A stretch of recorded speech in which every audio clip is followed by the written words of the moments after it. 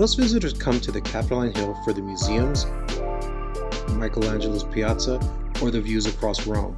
But tucked just beyond them sits one of the city's oldest and most fascinating churches. Santa Maria in Aracoeli isn't the largest church in Rome. It isn't the most famous, but few buildings show you how Christian Rome was built on top of ancient Rome, sometimes quite literally. The church's name comes from one of Rome's best-known medieval legends.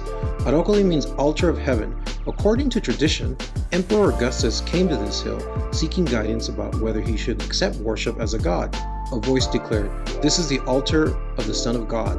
The legend says Augustus understood that someone greater than himself would one day come into this world, and rather than accepting divine honors, he dedicated an altar on this hill. Whether the story is history or legend, medieval Romans embraced it completely. Before visitors even step inside, they encounter one of the church's defining features, the staircase. There are 124 marble steps leading from Piazza Venezia to the entrance. The staircase dates back to the 14th century, built after Rome survived the Black Death. For medieval Romans, climbing these steps became more than a practical way to reach the church. It became an act of devotion. Nearly 7 centuries later, visitors still make the same climb. Step inside and the noise of Piazza Venezia below disappears almost completely.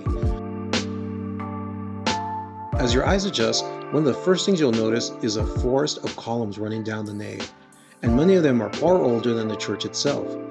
Rather than carving new columns, medieval builders pulled stone directly from ancient Roman buildings and reused it here. This practice is known as spolia, and it appears throughout Rome. But few places make it as visible as this one. The columns supporting the church were standing in ancient Rome long before Christianity ever reached the city.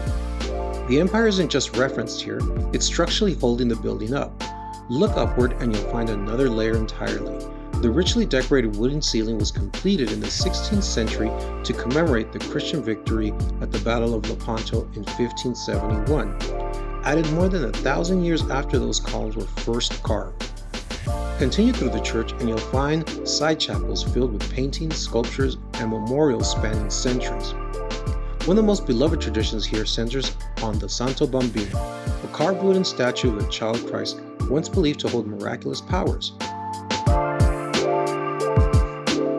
Some churches tell the story of Christianity. Santa Maria in Aracoeli tells the story of Rome itself, a sacred hill where emperors once celebrated victory, a medieval church built as the city embraced a new faith, a place where ancient columns still hold up Christian worship more than 1,000 years later. If you only visit one of Rome's biggest landmarks, it's easy to miss places like this. But if you take the time to climb the steps and step inside, you'll find one of the city's most direct connections between its ancient past and its Christian future. If you want to keep discovering the layers most visitors walk past, follow the travel plan. As always, step by step, let's explore together.